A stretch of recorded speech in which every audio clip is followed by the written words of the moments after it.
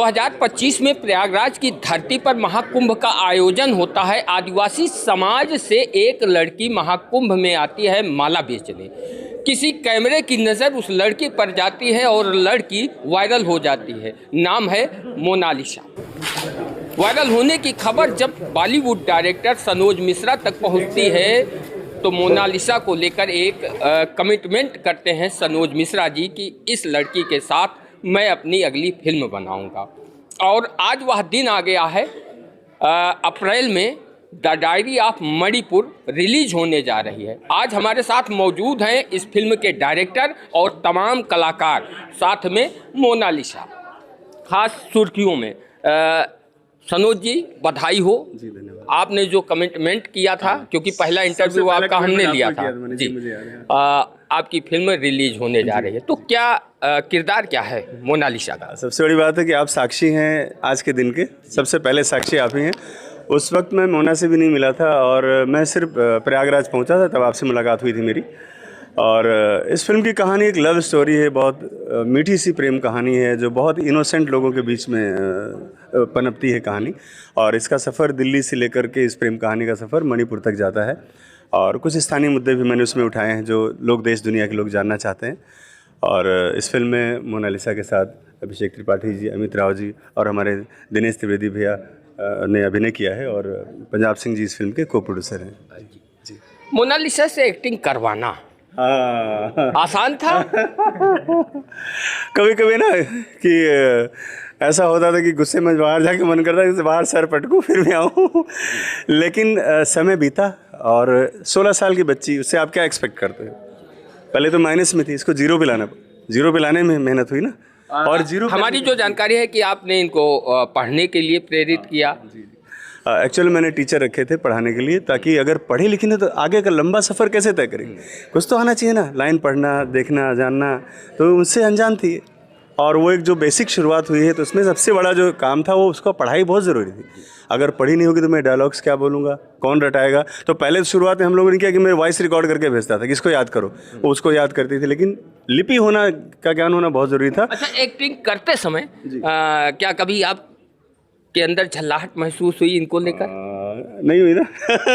हुई है, कई बार हुई है, कई बार गुस्सा किया। अभी आप चर्चा कर रहे थे कि मोनालिसा शूटिंग के दौरान क्या खिलाया था आपको? मोनालिसा ने सबसे पहले मुझे दाल बाटी और चूरमा खिलाया था जब मैं गांव गया था। तो पहली बार जब मैं मिलने गया था वहाँ गांव महेश्वर में, तो मैंने बोला था कि भाई मुझे दाल बाटी खाना है। तो मोना ने बना के रखा था घर में और वो दिन मुझे बहुत याद आता है आज भी, और मिस करता हूँ। उसके बाद फिर नहीं बुलाया मुझे कभी। अभी आपका ट्रेलर जो द डायरी ऑफ मणिपुर का रिलीज हुई है, बहुत बेहतरीन लग रही है। तो स्टोरी कुछ डिटेल में बताएंगे थोड़ा सा गहराई में? कहानी के क्या धर्म का कोई एंगल है मणिपुर को लेकर? देखिए, इश्यूज जो कोई भी हो उस पर निर्भीकता से बात करना मेरी आदत रही है बचपन से ही, अभी भी है। तो अगर मुझे लगता है कहीं पर कुछ इश्यू है तो उसको मैं उठाऊंगा उसी तरीके से जो है, एज इट इज़ है, बगैर किसी के दबाव में, बगैर किसी सरकार के दबाव में, बगैर किसी के प्रेशर में। तो ये फिल्म नॉर्थ ईस्ट पर बेस्ड है। नॉर्थ ईस्ट का मतलब है कि एक 7 स्टेट हमारे ही देश के ऐसे जो हमसे दूर हैं एकदम, जिनसे हम लोगों ने दूरी बना रखी है या उन लोगों ने हमसे दूरी बना रखी है। वो हमसे मिलना चाहते हैं, वो भारत का हिस्सा है, लेकिन हमने किसी न किसी बहाने से, भाषा की वजह से, लैंग्वेज की वजह से, शक्ल की वजह से उनसे दूरी बना रखी है। तो ये कहानी मैंने ऐसा इसको पिरोया है कि ये एक ब्रिज का काम करे, एक पुल का काम करे, हमारे उनके बीच की जो खाई है उसको पाटने का काम करे। और देश में जो एक अलग अलग तमाम तरह की बातें उठती है ना, कोई अलग स्टेट का, अलग राज्य, इन सब चीज़ों पर विराम लगे और सबको लगे कि हम सब भारतीय हैं और भारत ही ऐसा एक विश्व गुरु है जो आज की तारीख में मोदी जी और योगी जी के सहयोग से आगे बढ़ रहा है। तो ये मैसेज जाना बहुत ज़रूरी था। अब हम बात करेंगे इस फिल्म की मुख्य नायिका मोनालिसा, जिसको लेकर ये फिल्म बनी। मोनालिसा जी, प्रयागराज में माला बेचने से लेकर बॉलीवुड तक का सफ़र कैसा रहा? बहुत अच्छा रहा। कैसा लगा? मुझे बहुत अच्छा लगा। क्या आपने कभी सोचा था कि इतनी लंबी छलांग मारेंगी? जी, मैंने कभी नहीं सोचा था कि मैं यहाँ भी आ सकती हूँ। जब आपको सफलता मिल गई है, शुरुआत हो चुकी है, बॉलीवुड की कितनी फिल्में आप अभी तक आपके पास है? जी, वैसे अभी 2-3 मूवी की बात चल रही है और एक मूवी बन रही है अभी। जिस समाज से आती हैं, बहुत पिछड़ा समाज है, क्या करना चाहेंगी लाइफ में? जी, मैं सोचती हूँ कि अगर मैं कुछ बनूँगी तो अच्छा स्कूल बनवाऊँगी गांव में? हाँ। उसके अलावा? उसके अलावा क्या? अपने लिए कुछ सोचा है? मेरे लिए कुछ नहीं। अच्छा, इस फिल्म में आपका किरदार क्या है? एक रिटायर फौजी की बेटी रहती हूँ मैं, गरीब घर से बिलोंग करती हूँ। अगर मैं सब मूवी के बारे में बता दूंगी तो देखेगा कौन सर। चलिए ये बताइए कि आपके पिता का किरदार किसने निभाया है फिल्म में? नहीं सर, वो नहीं आए। अब इस लीड रोल में है अभिषेक त्रिपाठी जी। अभिषेक जी, क्या कहना चाहेंगे द डायरी ऑफ मणिपुर को लेकर? पहले तो मैं अपने गुरु, अपने निर्देशक श्री सनोज मिश्रा सर को बहुत बहुत धन्यवाद कहूँगा कि उन्होंने इतना बड़ा मुझे अवसर दिया, मुझे मोनालिसा के हीरो बनने का अवसर दिया, मुझे इतने बड़े अच्छे मुद्दे पे द डायरी ऑफ मणिपुर का हीरो बनने का अवसर दिया। इस चीज़ के लिए मैं बहुत प्रसन्न हूँ और मैं बहुत आभार व्यक्त करता हूँ कि मेरे जैसे एक्टर को इतना अच्छा मुकाम दिया। किरदार क्या है आपका? मेरा किरदार है राज नाम के कैरेक्टर का, जो बहुत ज़्यादा ही पॉलिटिकल पार्टी में असमंजस में फंसा हुआ है अपने फादर के साथ, और फुल फैमिली से बिलोंग कर रहे पावरफुल फैमिली से बिलोंग करता है, बहुत ऊंचा है, लेकिन उसको एक प्यार हो जाता है एक गरीब घर की लड़की से। कहाँ मुलाकात होती है पहली? अब मूवी के बारे में सब बता दूंगा। पहली मुलाकात आप दोनों की कहाँ होती है? चलिए कुछ तो बताएं। सर, हमारी पहली मुलाकात एक फ़ोन कॉल से स्टार्ट होती है, सोशल मीडिया। गलती से लगा? बिल्कुल गलती से लगता है, गलती से। सब चीज़ें एक्सीडेंट से होती हैं जी। तो उसके बाद क्या होता है? क्योंकि प्यार है तो जुदाई होगी। बिल्कुल। और कहीं ना कहीं अरे सर, जुदाई है। मुझको तो मिलती नहीं है मेरी हीरोइन, बहुत बाद में मिलती है। सनोज जी, क्या कहना चाहेंगे? अप्रैल में रिलीज हो रही है, क्योंकि द डायरी ऑफ बंगाल जब रिलीज हुई थी तो धार्मिक मुद्दों को लेकर पश्चिम बंगाल की ममता सरकार ने आपके ऊपर FIR दर्ज कराया था। तो मणिपुर में भी कहीं ना कहीं धार्मिक मुद्दा इसमें है, तो क्या कहना चाहेंगे? मतलब कहने मतलब आप मुझे डरा रहे हैं कि अभी नहीं सर, नहीं सर, नहीं कोई बात नहीं। नहीं, जो सवाल है तो मैं मानसिक रूप से तैयार हूँ पूरी तरह से, और मुझे लगता है कि मेरा जीवन जो है ना वो धर्म के काम के लिए, देश के लिए, सनातन के लिए समर्पित है, और किसी बड़ी से बड़ी समस्या को जूझने के लिए मेरी फैमिली, मेरा परिवार मेरा साथ देता है, और मैं आगे बढ़ रहा हूँ।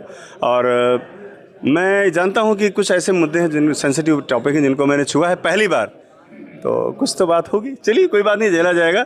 और मेरे साथ दिनेश त्रिवेदी जी इस फिल्म में बहुत ही अहम किरदार। इनका किरदार क्या है जी? आप खुद बताइए।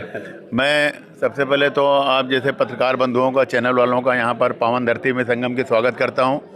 मैं बेसिकली इंडियन आर्मी से रहा हूँ और पिछले 13 वर्षों से मैं फिल्मों में काम कर रहा हूँ। मुझे पहली फिल्म देने वाले डायरेक्टर सनोज मिश्रा ही हैं। किरदार क्या है? गांधीगिरी, जिसमें मैंने काम किया था और बराबर में काम कर रहा हूँ। मेरा इस फिल्म में द डायरी ऑफ मणिपुर में एक राजनेता का किरदार है, जो कि मणिपुर की समस्याओं का निराधार कर उनको सुलझाने के लिए कैरेक्टर है। और इसमें वहाँ के लोगों के दिलों में जो खाई है, उसको कहीं ना कहीं उसको पाट करके मुख्य धारा में वहाँ के लोगों को लाने का मेरा प्रयास है एज ए राजनेता इस फिल्म के अंदर, जो मैं निभा रहा हूँ। बहुत बहुत धन्यवाद आपका। अब आपको एक खास मेहमान से मिलवाते हैं। बॉलीवुड के स्थापित कलाकार राजकुमार राव के भाई हमारे साथ मौजूद हैं, और सौभाग्य है हमारा कि इनसे मुलाकात करने का मौका मिला। सर, स्वागत है आपका। धन्यवाद। क्या कहना चाहेंगे? बहुत अच्छा लग रहा है, और मैं भी अपने सपने को जी रहा हूँ। बचपन से जो इच्छा थी मेरी फिल्मों में काम करने की।